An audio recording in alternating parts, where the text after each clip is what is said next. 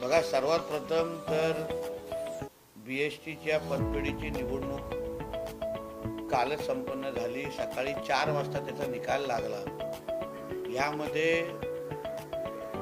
शरद रावांचे जे पॅनल मध्ये शशांक रावांच्या नेतृत्वात असलेलं जे पॅनल त्याला 14 मिळाले आणि 7 हे आमच्या प्रसाद लाडजींच्या पॅनलला त्यांचे उमेदवार निवडून आले. यासाठी मी शशांकरावजी असतील आणि आमचे प्रसाद लाडजी असतील या सगळ्या जणांना मी मनापासून अभिनंदन करतो.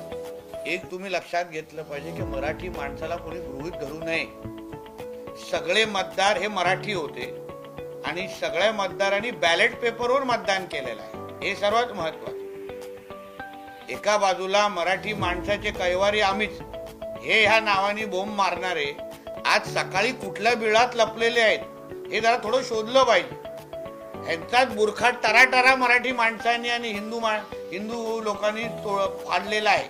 मी नेहमी सांगतो, हिंदू हृदय सम्राट बाळासाहेब ठाकरेंचा ब्रँड हा हिंदुत्वामुळे मोठा झाला होता.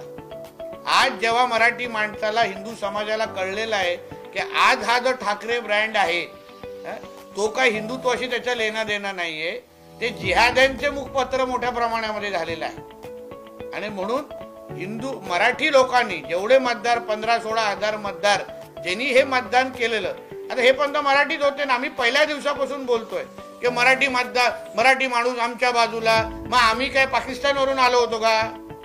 पतपेढीतून मतदान करणारा जो व्यक्ती आहे तो पण मराठीच होता, आपला अस्सल मराठी आहे. म्हणजे आता थोडी बुरखा ज्यांचा फाटलेला आहे त्यांना कळलं असेल की मुंबईतला मराठी माणूस हा महायुती बरोबर आहे, आदरणीय देवेंद्र फडणवीसांच्या नेतृत्वावर विश्वास ठेवणारा आहे, आदरणीय रवी चव्हाण साहेबांच्या नेतृत्वावर विश्वास ठेवणारा आहे, आदरणीय आशिष शेलार साहेबांच्या नेतृत्वावर विश्वास ठेवणारा आहे. आणि म्हणूनच या पद्धतीचा निकाल तुम्हाला पतपेढीतून दिसलेला आहे. भ्रष्टाचार केवढा झाला त्या पतपेढीमध्ये, पैसा वाटण्याचा आरोप या सेनेच्या युनियन, उभाटाच्या सेनेच्या युनियननी करू नये. कोणाचे किती घरं आलेली आहेत, कोणाचे किती हॉटेल आलेले आहेत याची याद्या आम्ही दिल्या ना. आणि कामगारांच्याच जोरावर केलेलं होतं ते, कामगारांची लूटमार करून केलेलं होतं ते. म्हणून आता सगळं दिसलेलं आहे.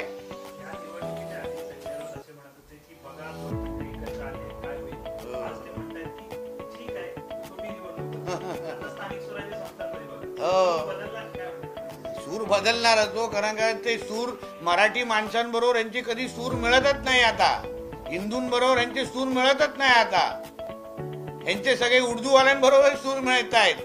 आणि म्हणूनच ही अशी अवस्था होत चाललेली आहे लोकांची. तेच अगर त्यांच्या बाजूने निकाल लागला असता तर आज छातीठोक पद्धतीने सगळीकडे उड्या मारल्या असता. पण शेवटी मराठी माणूस मुंबईचा असो, आजूबाजूचा, हा सुज्ञ झालेला आहे. ह्यांना कळलेलं आहे की बाळासाहेब ठाकरे हा विषय वेगळा होता आणि हे सगळे डुप्लिकेट त्यांच्या नावाने धंदा करणारे हे सगळे लोक आहेत. आणि म्हणून मराठी माणसांनी, हिंदू लोकांनी यांना जागा दाखवून दिलेली आहे.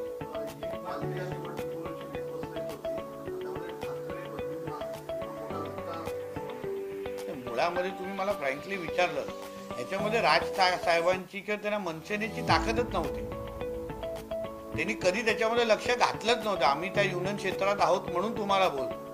म्हणून राज साहेबांनी आणि मनसेनांनी पण ह्याच्यामध्ये कशाला स्वतःला बदनाम करून घेतलं हे आजपर्यंत कळलं नाही. मला हेही माझ्याकडे माहिती आहे की त्यांना न विचारता त्यांची नावं टाकलेली होती. ब्रँड, ठाकरे ब्रँड म्हणून दोघांचे फोटो छापले होते. आणि म्हणून या सगळ्या संदीप देशपांडे आणि यांच्या या सगळ्या लोकांनी वेळेत शहाणं झालं पाहिजे.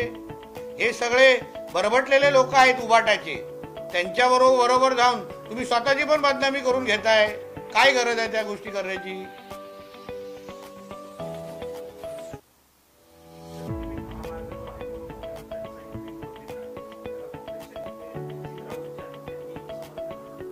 चांगली गोष्ट ना, कारण का शक्तिगीत महामार्ग हा लोकांच्या भल्यासाठी आहे, लोकांच्या विकासासाठी आहे. आणि म्हणून नितीन राऊतजींनी अगर अशी भूमिका घेतली असेल तर आम्ही मी स्वागतच करतो, त्यांचे आभार मानतो.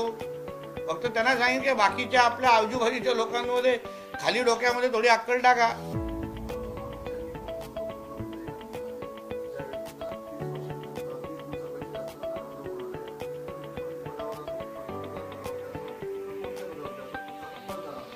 चांगली गोष्ट, स्वागत करायला पाहिजे. कारण का आपण अरविंद केजरीवालांच्या वेळी बघितलं की ते जेलमध्ये बसून कारभार करत होते.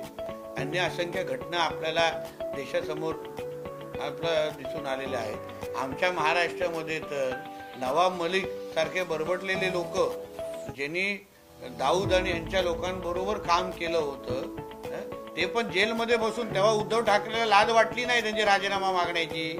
आता मोठा फावड्यासारखा सगळीकडे राजीनामा मागत फिरतोय. म्हणून आम्ही अमित शाह साहेबांचं आणि मोदी सरकारचं मनापासून अभिनंदन करतो की देशामध्ये नवीन घडामोडी पाहण्यासाठी आजच आम्ही मुंबईकर 24 तासला लाईक करा, सबस्क्राईब करा आणि अपडेट रहा.